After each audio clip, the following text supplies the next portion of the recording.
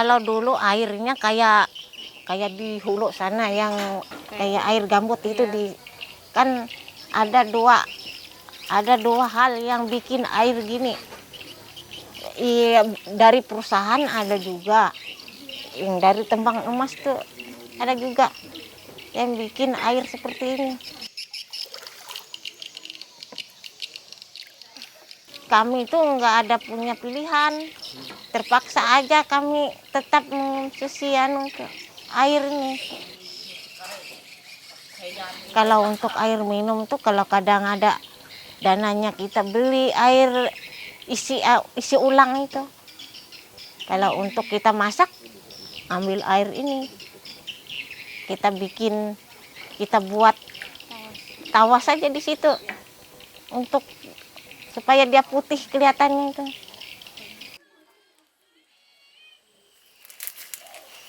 Cuma ini aja yang bisa membantu kami untuk bisa bening airnya itu.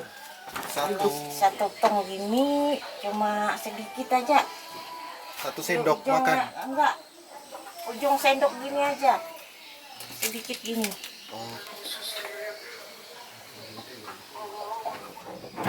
Ini beningnya. Banyak sekali yang penyakit yang ditimbulkan oleh kita mengkonsumsikan air itu. Maka dari itulah saya tuh selalu memperjuangkan tanah-tanah kami yang telah dirampas oleh perusahaan itu. Habis air, nggak ada air lagi di rumah.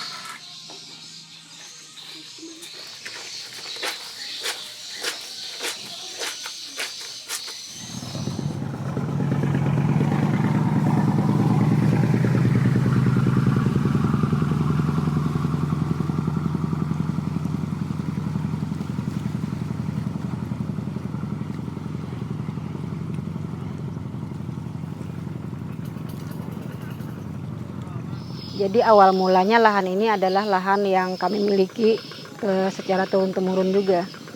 Karena dari orang tua mewariskan ke kita gitu kan. Tapi karena kami ini sudah terbiasa dengan lahan berpindah, suatu saat kami akan meninggalkan lahan. Dan ketika lahan ini kami tinggalkan tidak dengan meninggalkan begitu saja. Tapi ada pohon-pohon tertentu yang kami tanam sebagai ciri bahwa itu lahan kami, karena kami tidak memiliki sertifikat dari pengakuan pemerintah itu tadi. View-nya satu-satu gitu ya? Oleh atapnya dari enak banyak pohonnya lah. Iya. Dingin rasanya. Nggak ada pondok lain sebelum punya saya. Yang lain itu baru 2015 ha? Kebakaran. Ya, tahun 2015. Pas ketika tahun 2014 itu, tiba-tiba itu datang perusahaan KLM tuh yang menggarap tanah kami itu. Dan sempat juga dicegat tuh oleh bapaknya. 3 tahun kemudian kami tengok lagi ke lahan ini, setelah ditinggal itu tadi, lahan kami digarap oleh perusahaan sawit. Ada beberapa keluarga yang lain sama nasibnya. Pohon karet, pohon buah ditebang, ditanamin pohon sawit.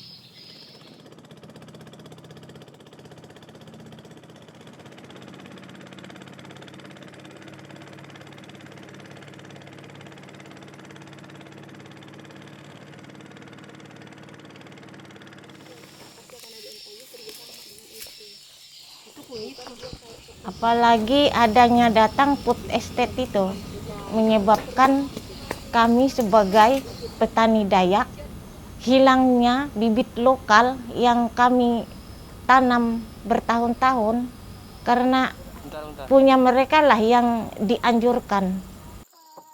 Terakhir kami yang buka lahan itu yang dapat banyak 2015.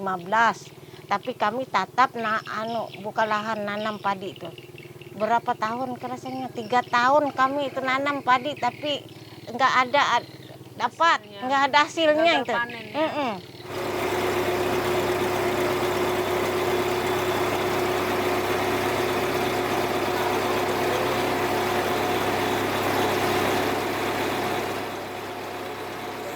Bukan lahan 1000 hektar itu zaman Orde Baru. yang sekarang jadi banyak perkebunan sawit. Kan pada zaman itu juga dia yang banyak yang pernah kebakaran juga tahun 1996 yang kebakaran juga. Terus tumbuh sawit siap itu yang kebakaran juga dari tahun 2015, tahun 2019. Nah, yang akhir-akhirnya juga sawit juga, tapi tuduhannya itu malah dibilang dia karena memang masyarakat yang buka lahan kan, yang buka lahan dengan kearifan lokal itu tadi. Nah, sejak tahun 2015 itu ada larangan membakar sehingga banyak masyarakat yang tidak menanam padi lagi.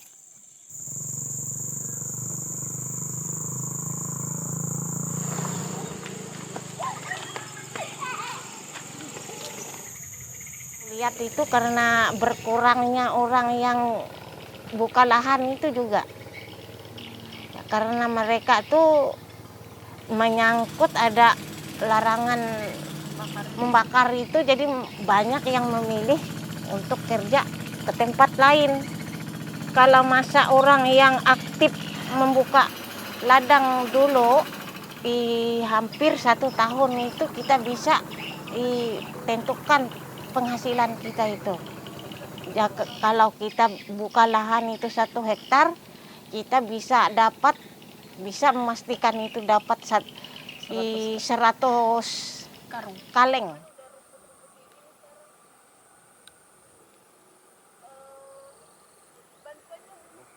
Oh, yang terjadi kebakarannya di blok 20.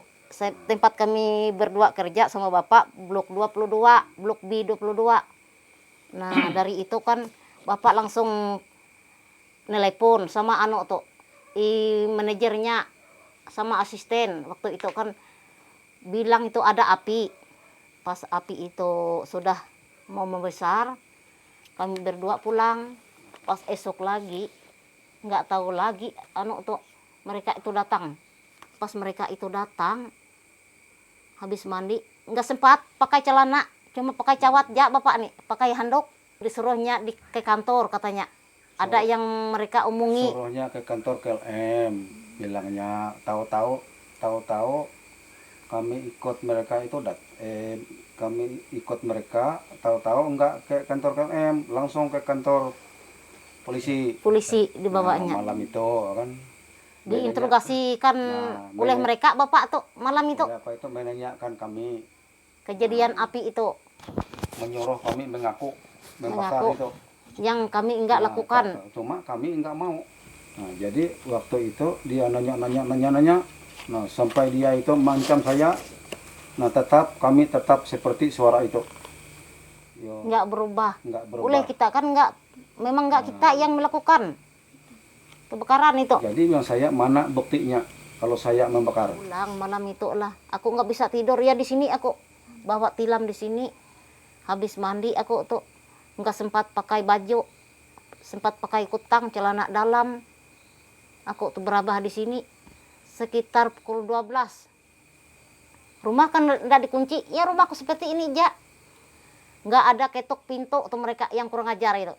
Ketuk pintu langsung dibuka jak sampai sepatunya enggak dipacul, langsung jak mau jemput aku tuh. Dari pihak kepolisian? Iya, dari Kapolres sana. Aku melawan aku pegang sapu tuh, kalau Bapak enggak pulang saya teriak, Bapak ini maling, saya bilang. Bujur kalau aku memang mereka itu menangkap aku, membawa aku enggak bisa lawan, menyerahlah aku enggak mau pakai baju. Biar aku sampai di sana mereka mau perkosa aku, saya bilang.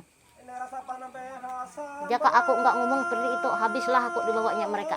Bapak enggak tahu di sana. Itu mereka itu kurang ajar semua. Sampai menangis aku melawan. Tanya sama Pak Nur Hadi. Sampai aku tuh nangis.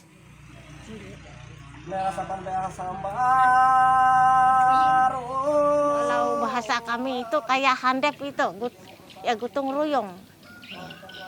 Maka dengan itu saja yang harapan kami itu bisa memperjuangkan tanah kami itu. Dengan bantuan sama Dayak se-Kalimantan itu kami bisa merebut lagi tanah kami itu.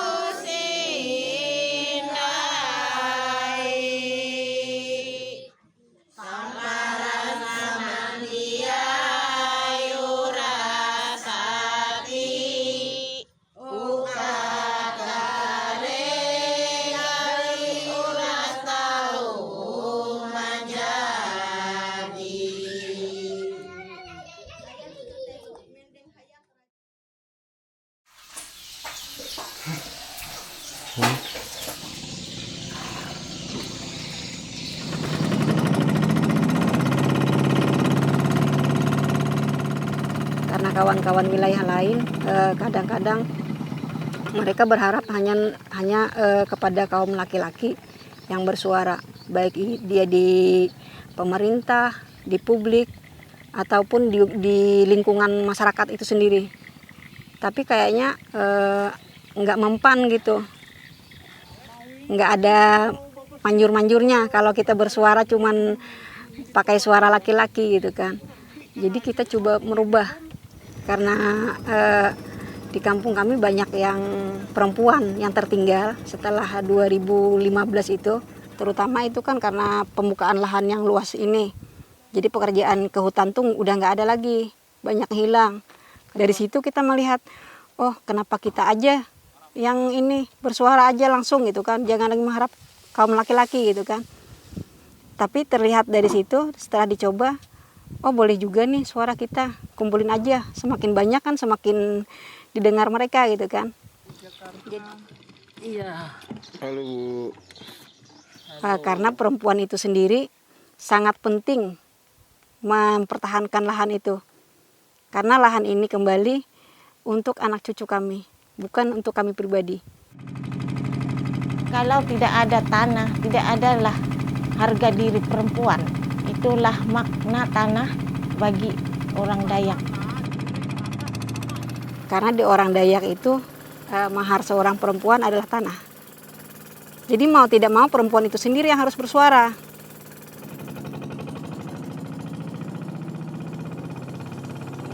Menurut mereka bagus aja sih sebenarnya. Tawaran mereka itu sama dengan tawaran 1 juta hektar. Manis. Tapi nggak ada yang dituai sampai sekarang. Entah kalau di pot estate ini. Tapi kalau kita lihat seperti yang tadi kan, kayaknya mungkin akan mengulangi ini lagi.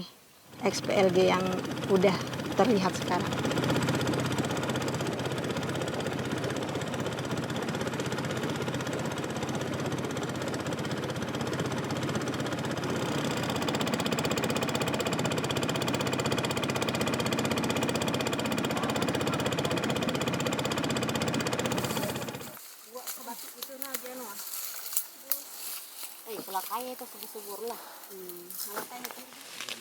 Kalau kemarin kan waktu sosialisasi itu memang diceritakan, karena saya juga ada tanya soal itu, baik dia mengenai bibit, pupuk, dan juga lahan itu sendiri. Kalau siap kan jadi lahan udah tergarap, jadi siap tanam gitu. Kalau kayak begini terlantar dulu, jadi untar-untar lagi. Aku sudah baca, sudah pelajari surat formulir yang mereka suruh tanda tangan itu. Berarti ibu nggak jadi tanda tangan, walaupun tanah ibu udah jadi digarap nih. Iya, itu terserah mereka. Kenapa mereka gusur? Aku nyuruh nggak ada. Jadi kontraktor kan cuman, iya Bu, kami sekedar untuk menyampaikan bahwa lahan ibu akan kami garap gitu kan.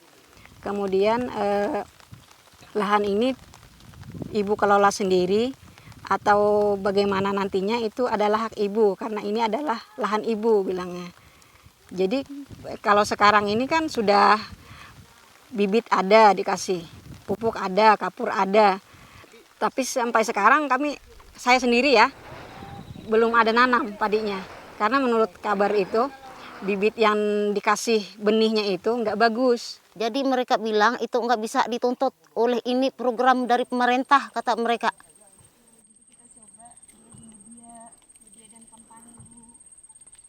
mudah-mudahan nanti kalau ada jalannya untuk harapan kita nanti kan bisa bantu.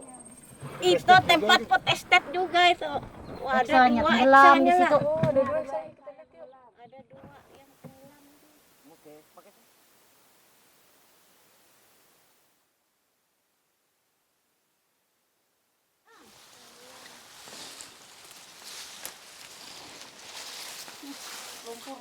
Kue kone nalumpat nang gue saka. Oh, Mungkin mendahan ke tengkele mita sampai numbu uruk jadi. bedain. Tahi jadi kan. Saking lamanya nih Eksa sampai ditungguin rumput di dalamnya tuh. Udah berapa bulan Bu ini eksanya Herta? Tahi ngatakan. Eksanya udah lama ya? Bulan 2 kami balik dari Sampit itu sudah ada ini, sudah tenggelam.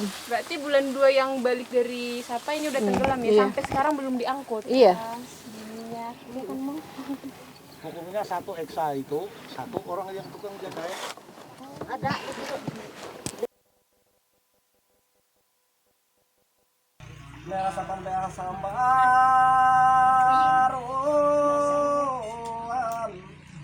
ijem ko sana timpung hari dan adalah ukun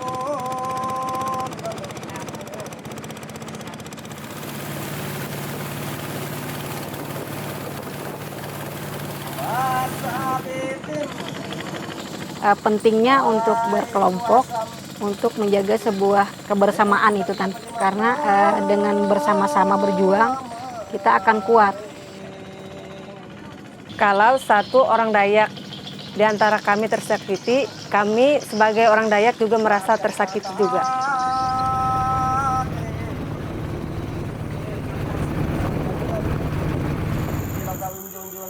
Program-program pemerintah itu selalu membabat hutan. Padahal hutan itu sangat penting bagi kami, terutama perempuan dan orang-orang Dayak yang tinggal di Kalimantan.